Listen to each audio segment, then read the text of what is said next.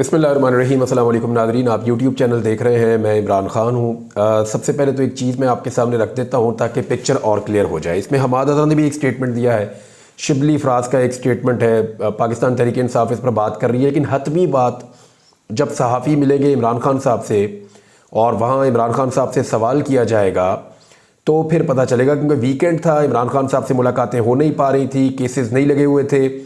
जब सहाफ़ी वहाँ पहुँचेंगे जेल में, अदालत में, इमरान ख़ान साहब से पूछेंगे, तब पता चलेगा कि एक्चुअली वो एस्टेब्लिशमेंट से मुज़ाकरात करने में उनकी अपनी सोच क्या है। लेकिन जो चीज़ें अब तक सामने आई वो मैं आपके सामने रखता हूँ। एक चीज़ मुझे नई पता चली है और ये बड़ी इंटरेस्टिंग है। देखिए, 9 मई को 1 साल मुकम्मल होने वाला है और मेरे सोर्सेज मुख्तलिफ पॉलिटिकल पार्टीज़ में और मुख्तलिफ जगहों पर मौजूद हैं। तो मैं आपको ये बता देता हूँ कि बाकायदा पम्फलेट्स तैयार किए गए हैं, बहुत सारे पेजेस तैयार किए गए हैं और उनको बाकायदा डिज़ाइन किया गया है, जिनको 7 मई के बाद से लेकर 11 मई तक मुख्तलिफ सोशल मीडिया के ऊपर लगाया जाएगा। ये काम जो है वो इस वक्त PDM की जो हुकूमत में जमातें मौजूद हैं वो जमातें करेंगी और उनकी मदद भी की जाएगी। यानी अब आपको सारी बात समझ आ गई है कि 9 मई को 1 साल मुकम्मल होने वाला है और PMLN ने स्पेशली अपने मीडिया सेल के ज़रिए से, मुझे वहीं से ये इत्तला मिली सबसे पहले और उसके बाद मैंने मुख्तलिफ जगहों से कंफर्म किया, तो बाकायदा बहुत सारी तैयारी कर रखी है कि फ़ौज और पाकिस्तान तहरीक इंसाफ को 2 मुखालिफिन के तौर पर दिखाया जाए। मैं आपको फिर बता रहा हूँ कि 9 मई को 1 साल मुकम्मल होने की सूरत में, 1 साल मुकम्मल होने की सूरत में ये कोशिश की जा रही है कि फ़ौज और पाकिस्तान तहरीक इंसाफ को 2 दुश्मनों की तरह पोर्ट्रे किया जाए। और इसके लिए बहुत सारे पोस्टर्स, बैनर्स, बहुत सारी चीज़ें जो सोशल मीडिया में लगाई जाती हैं, वॉल्स बनाई जाती हैं, वो सारी बनाकर तैयार करके रख ली गई हैं और उन पर काम हो रहा है। ये काम जो है वो 7 मई से शुरू होना था और 11 मई तक चलना था। अब इसमें साबित ये करना था कि इमरान खान एक्चुअली पाकिस्तान की फ़ौज के दुश्मन है, ये साबित करना था और इससे एक नया बयानिया बनाना था ताकि पाकिस्तान तहरीक इंसाफ को वहीं धकेला जाए जहां वो पिछले 1 साल से फंसी हुई है। अब इसमें इमरान खान साहब कई दफ़ा कह चुके हैं कि ये मुल्क भी मेरा है, ये फ़ौज भी मेरी है, मैं एक मजबूत फ़ौज देखना चाहता हूं, पाकिस्तान के मफाद में एक मजबूत फ़ौज है। ये इमरान खान साहब बार बार कहते रहे, हर मौके पर कहते रहे। उनका आज भी दावा है कि पाकिस्तान की तरह पाकिस्तान की फ़ौज भी उनके बहुत बड़ी तादाद में हमायती हैं। यानी इमरान खान साहब ने तो 90% का दावा भी किया था कि पाकिस्तान की फ़ौज के अंदर, देखिए पाकिस्तान की फ़ौज के अंदर जो नौजवान मौजूद हैं वो पाकिस्तानियों की भाई और बेटे हैं ना, उन्हीं के बच्चे हैं, उन्हीं के भाई हैं, तो वो उसी तरह होंगे जैसे बाकी पाकिस्तानी हैं, उनसे मुख्तलिफ तो हो नहीं सकते। तो आज इमरान खान साहब को अक्सरियत अगर पसंद करती है तो उनका ये दावा है कि फ़ौज के अंदर भी अक्सरियत उन्हें पसंद करती है। अब इसमें ये ज़रूर है कि ये एक इदारा है और यहाँ पे काम करने वाले लोग एक डिसिप्लिन के पाबंद हैं। इमरान खान साहब के बकौल उनका जो इख्तलाफ है वो इस बात पे है कि बंद कमरों के फैसले मुसल्लत नहीं होने चाहिए। वो बार बार ये कहते रहे। उनका जो इख्तलाफ है वो पॉलिसी मैटर्स पे है कि एस्टेब्लिशमेंट की जो पॉलिसी है उससे उनका इख्तलाफ है। वो पाक फ़ौज से बतौर इदारा कोई इख्तलाफ नहीं रखते, वो ये बात कई मरतबा कह चुके हैं। अब जो एक बड़ा बयानिया तैयार किया गया था, जब ये चीज़ सामने आई कि इमरान खान साहब तो बात करने के लिए तैयार हैं और इस मौके पर यह बात कहना ये बहुत इंपॉर्टेंट था कि इमरान खान की तो कोई दुश्मनी नहीं है, वो तो बात कर सकते हैं, मौजूदा एस्टेब्लिशमेंट से बात कर सकते हैं, क्योंकि सारी पावर बकौल पाकिस्तान तहरीक इंसाफ उन्हीं के पास है। ये सुनने में गैर जमहूरी लगता है, एक्चुअली ये है भी।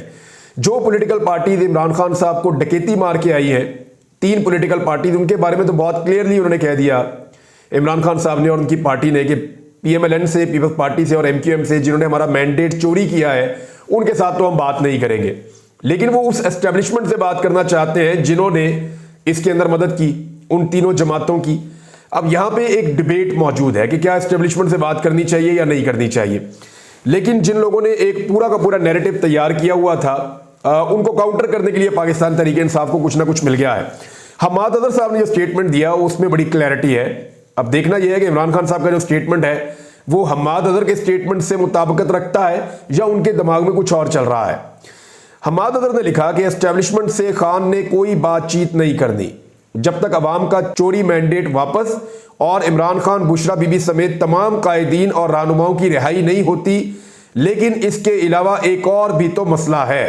वो कह रहे हैं जी पहले तो मैंडेट वापस करो, बुशरा बीबी, इमरान खान साहब को रिहा करो और बाकी तमाम कायदीन और रहनुमा जो हैं, जितने भी लोग गिरफ्तार, उनको रिहा किया जाए। लेकिन इसके अलावा एक और मसला भी है, मुझे अफसोस से कहना पड़ता है और ये मेरी ज़ाती राय है कि मौजूदा एस्टेब्लिशमेंट में क्रेडिबिलिटी और एथिक्स का फुकदान है। 9 मई तो एक बहाना बनाया गया, लेकिन इससे पहले भी उनके किसी लफ्ज़ की कोई अहमियत ना थी।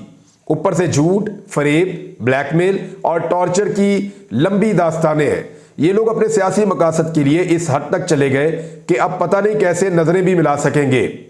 इस्लामाबाद हाई कोर्ट के जजेस के साथ जो कुछ हुआ वो कुछ भी नहीं जो हमारे लोगों और उनके घर वालों के साथ किया गया। अगर कभी तफसीलात सामने आई तो रोंगटे खड़े हो जाएंगे। बात तो ये ठीक है, यानी जो चीज़ें फेस की हैं और जिन्होंने की हैं उन्हीं को आइडिया है कि उनके साथ क्या बीती। जो आदमी जब गायब हुआ और जब वो वापस आया तो उसकी हालत आपको बता देती है कि उसके साथ क्या बीती है। साथ ही उन्होंने कहा कि रोंगटे खड़े हो जाएंगे कि क्या कोई एक इंसान किसी दूसरे पर इतना जुल्म कर भी सकता है, और वो भी अपने ही हम वतन के साथ। बहरहाल बड़ी कुर्बानियां रकम हो चुकी हैं, इलेक्शन में फतह मिल चुकी है। इमरान खान आज पाकिस्तान ही नहीं दुनिया भर का कदावर तरीन रहनुमा बन चुका है। तहरीक इंसाफ में नई क़यादत रूनुमा हो रही है और मुल्क सारा हकीकत से आशना हो गया है। अब तो गेंद इमरान खान के हाथ में है, एस्टेब्लिशमेंट के हाथ में वही पुराना दागदार डंडा है जो खुद अपने वजूद पर शर्मिंदा है और अपनी अफादियत भी खो चुका है। इस सूरत हाल चंद तमगाशुदा टाउट के अलावा, यानी इस सूरत हाल में चंद तमगाशुदा टाउट्स के अलावा कोई भी आज मुक्तदरा के साथ नहीं खड़ा। जिन नमूनों को कौम पर दोबारा मुसल्लत किया वो अपने हलकों में इलेक्शन हार चुके हैं और शफाफ इलेक्शन की सूरत में आज अपनी जमानत भी नहीं बचा सकते। इनकी शक्लें और करतूत देखकर कौम को और बाब इख्तियार पर मजीद गुस्सा आता है, बल्कि इनकी सोच और जजमेंट पर मजीद शकूक जन्म लेते हैं। मुल्क के मामलात खासे बिगड़ चुके हैं और गर्मियां भी आ रही हैं। गंदम का बहरान, बिजली के बिल, IMF की मजीद महंगाई, सनती बंदिश, अपोजिशन की तहरीक, और उन्होंने फिर एंड में लिखा, शेक्सपियर का एक मशहूर जुमला है कि something is रॉटन in the state of Denmark. तो ये जनाब हमाद अदर साहब का ट्वीट है। इससे आप मतलब समझ सकते हैं कि पार्टी के अंदर एक ये भी सोच मौजूद है। अब एक और खबर है जी, और ये बड़ी खबर है जी, और देखें कितनी मजेदार खबर है कि वजीर खारजा इसहाक डार जो नवाज शरीफ साहब के समधी हैं उनको डिप्टी वजीर आजम मुकर्रर कर दिया गया है। यानी नवाज शरीफ साहब का पेट भरता ही नहीं है। वो कहते हैं ना, अंधा वंडे रेवड़ियां ते मुड़ मुड़ दवे अपने आनू। यानी अंधा जब भी रेवड़ियां बांटता है या कुछ भी बांटता है वो अपनों को ही देता है मुड़ मुड़ के। अंधा वंडे रेवड़ियां मुड़ मुड़ अपने आनू, ये मिसाल मुझे अच्छी तरह याद है, मैंने एक दफा पहले भी आपको ये मिसाल सुनाई थी। तो अब मामला ये है कि भाई जो है वो वजीर आज़म पाकिस्तान, बेटी जो है वो वजीर आला पंजाब, और समधी जो है वो वजीर खारजा।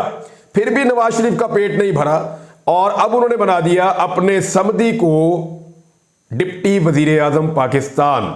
शहबाज शरीफ आलमी इक्तिसादी फोरम में शिरकत के लिए सऊदी अरब में मौजूद है। वजीर खारजा इसहाक डार भी उनके हमरा है। इसी दौरान वजीर आजम शहबाज शरीफ ने इसहाक डार को नायब वजीर आजम मुकर्रर कर दिया। काबीना डिवीजन ने इसहाक डार की तकर्री का नोटिफिकेशन जारी कर दिया, जिसका इतलाक फौरी तौर पर होगा।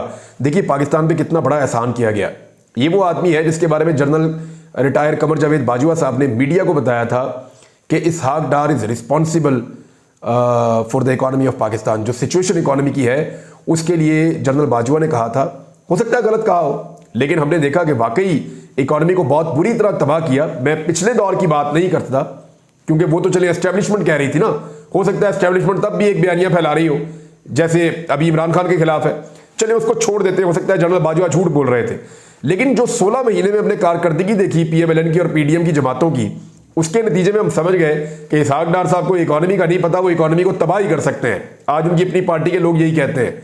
उसी शख्स को जिसका एक दिन का तजुर्बा वजारत खारजा का नहीं है, पहले वजीर खारजा बनाया गया और अब डिप्टी वजीर आजम बनाया गया। नवाज शरीफ साहब का पेट ही नहीं भरता। यानी ये आदमी जो इश्तिहारी था, ये आदमी जो पाकिस्तान से भागा हुआ था, ये आदमी जो पाकिस्तान आने का नाम नहीं ले रहा था, प्रोटोकॉल में पाकिस्तान वापस पहुंचता है।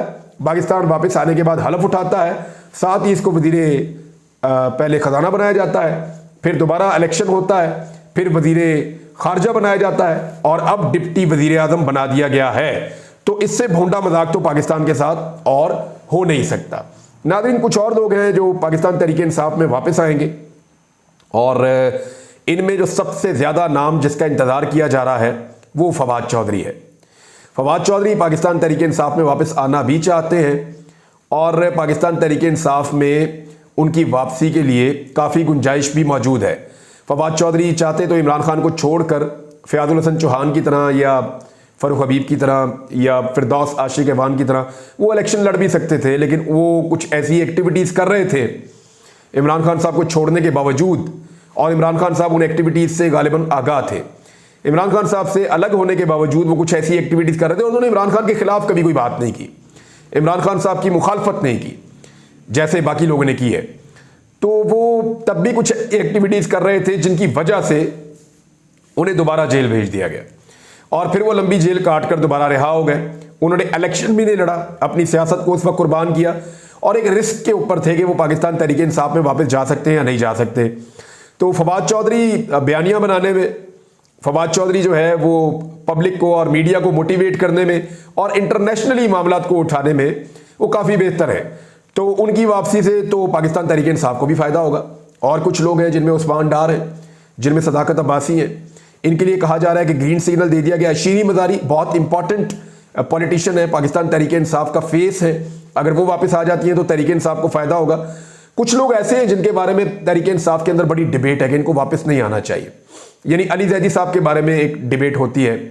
हालांकि अली जैदी साहब इमरान खान साहब के पुराने और वफादार साथियों में से एक हैं, लेकिन जिस तरीके से उन्होंने पार्टी को छोड़ा और जिस तरीके से वो मौजूद थे एक दो जगहों पे, उससे पार्टी के अंदर काफ़ी गमो गुस्सा के इमरान खान साहब को मुश्किल वक्त में जिन लोगों ने छोड़ा, उनमें जिनका दुख हुआ उनका अली जैदी साहब का, असद उमर साहब का, इमरान इस्माइल साहब का और कुछ और लोगों का है।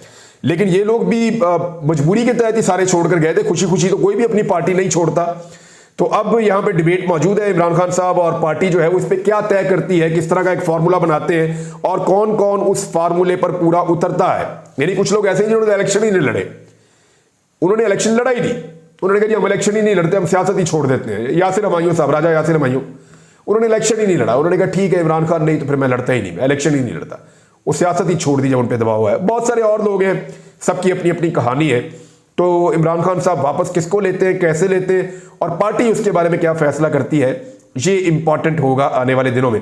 आसिफ करमानी साहब जो नवाज शरीफ साहब के साथ होते थे, उन्होंने एक मंसूर अली खान साहब को एक इंटरव्यू दिया है।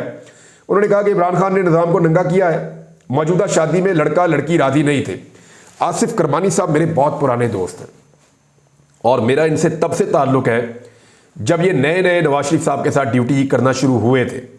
मैं उन दिनों में रिपोर्टिंग करता था, लगभग 18 साल हो गए हमारे ताल्लुक़ को। मैं ये क्लेम कर सकता हूं कि आसिफ करमानी साहब को मैं बहुत अच्छी तरह जानता हूं, बहुत अच्छी तरह जानता हूं। ये शख्स अभी बोला नहीं है, ये खामोश है, मैं आपको ये बता दूं। ये जितनी बातें इन्होंने कही कि इमरान खान ने निज़ाम को नंगा कर दिया, मौजूदा शादी में लड़का लड़की राजी नहीं थे, फिर मरीम नवाज़ के हवाले से कहा कि नवाज शरीफ उनके शहर से बाहर निकलें और मुख्तलिफ चीज़ें उन्होंने कही हैं कि शौकात आएगा तो फाड़ के फेंक दूंगा। मैं आसिफ करमानी साहब को जानता हूं, इनके वालिद जो हैं उनके बारे में भी मैं जानता हूं। वो तहरीक पाकिस्तान के कारकुन थे और ये बड़े तगड़े आदमी हैं, डॉक्टर आसिफ करमानी। ये अभी कुछ भी नहीं बोले। मैं इनसे एक मुलाकात करूंगा आने वाले दिनों में और बहुत सारी चीज़ें आपको बताऊंगा। जब ये बोलेंगे ना तो ये वो कुछ बता देंगे कि PMLN की बुनियादें हिल जाएंगी, ये मैं जानता हूं। तो आसिफ करमानी साहब जो हैं उनको धमकाया नहीं जा सकता, डराया नहीं जा सकता, क्योंकि वो कुछ जानते हैं जो कुछ PMLN के अंदर अच्छे खासे लीडर्स भी नहीं जानते। ये दिन रात नवाज शरीफ साहब के साथ रहे हैं और बड़े लंबे अरसे तक रहे हैं। नाज़रीन, एक और बड़ा अहम इशू है और इसको ज़हन में रखिएगा कि पाकिस्तान तहरीक इंसाफ को सेलेक्टिव रखा जा रहा है, यानी उसको सेलेक्ट करके केसेस लगाए जाते हैं और जहां पे पाकिस्तान तहरीक इंसाफ को इंसाफ लेना होता है या उनको इंसाफ मिलना होता है, वहां पे केसेस फिक्स ही नहीं होते, लगते ही नहीं है। और बाज़ केसेस जो है वो बहुत तेज़ी से चलाए जाते हैं, जैसा कि इमरान खान साहब को 4 सज़ाएँ दी गई ऊपर नीचे जल्दी जल्दी और 31 साल तक की सज़ाएँ उनको सुना दी गई इमरान खान साहब को। सारी दुनिया ने देखा, बहुत जल्दी जल्दी ट्रायल हुआ, बहुत सारे ट्रायल जो है उनको लटकाया गया। मिसाल के तौर पे ये साकिब बशीर साहब ने इसकी निशानदेही की और बड़ा अहम नुक्ता है कि मखसूस नशिस्तों के पेशावर हाई कोर्ट के खिलाफ अपील, ये 1 अप्रैल को सुप्रीम कोर्ट में दायर हुई थी, 1 अप्रैल को, और आज जो है वो 28 अप्रैल तक ये मुकर्रर नहीं हो सकी। दूसरी जानिब बल्ले के निशान के केस में इलेक्शन कमीशन ने 11 जनवरी को अपील दायर की थी और 13 जनवरी रात गए फैसला भी आ चुका था। कादी फायद ईसा साहब ने 2 दिन के अंदर ना सिर्फ केस लगाया बल्कि रात गए तक केस को सुनकर फैसला दे दिया था, क्योंकि उसके बाद इलेक्शन करीब आ रहा था और इलेक्शन सिंबल जो है वो बहुत इंपॉर्टेंट था पाकिस्तान तहरीक इंसाफ के लिए। देखिए, एक तरफ इलेक्शन कमीशन जाता है तहरीक इंसाफ के खिलाफ सुप्रीम कोर्ट में, 2 दिन में केस लग के फैसला भी हो जाता है। 11 जनवरी को गया, 13 जनवरी को फैसला हो गया। दूसरी जानिब तहरीक इंसाफ जाती है अपने खिलाफ फैसले के खिलाफ इलेक्शन कमीशन के खिलाफ सुप्रीम कोर्ट ऑफ पाकिस्तान में। 1 अप्रैल से गई हुई है, आज 28 अप्रैल हो गई है जब मैं ये बात कर रहा हूं, तो 28 दिनों में ये केस नहीं लगा। उन्होंने कहा अब असरात दोनों केसेस के फैसलों के एक जैसे संगीन है। बल्ले का निशान रहने ना रहने के असरात थे, वो नजर भी आए। दूसरी जानिब मखसूस नशिस्तें बरकरार रहने से हुकूमत के पास 2/3 अक्सरियत बरकरार रहेगी। आईनी तरमीम हुकूमत आसानी से कर सकती है, अगर बरकरार नहीं रहती तो आईनी तरमीम नहीं कर सकती। इतने अहम केस को लटकाने के पीछे वजह क्या है? वजह जो है वो वैसे बताई है थोड़े दिन पहले PMLN के अपने साहिबान ने कि कादी फायद ईसा साहब को एक्सटेंशन दी जाएगी और उसके लिए आईनी तरमीम की जरूरत है और आईनी तरमीम के लिए 2/3 अक्सरियत की जरूरत है। बादियों नजर में तो फिर यही नजर आ रहा है ना, अगर सुप्रीम कोर्ट ऑफ पाकिस्तान में एक केस 28 दिन तक नहीं लगा और एक केस 2 दिन के अंदर लग के फैसला भी आ गया, तो हम इसका मतलब क्या समझें? मफादात का टकराव है, फिर कोई रिपोर्ट करने वाला तो निशानदेही करेगा। नाज़रीन, खबरें और भी हैं, अगले वीलॉग में आपको मैं देता हूं। अब तक के लिए इतने, अपना ख्याल रखिएगा, अपने इस चैनल का भी। अल्लाह हाफ़िज़।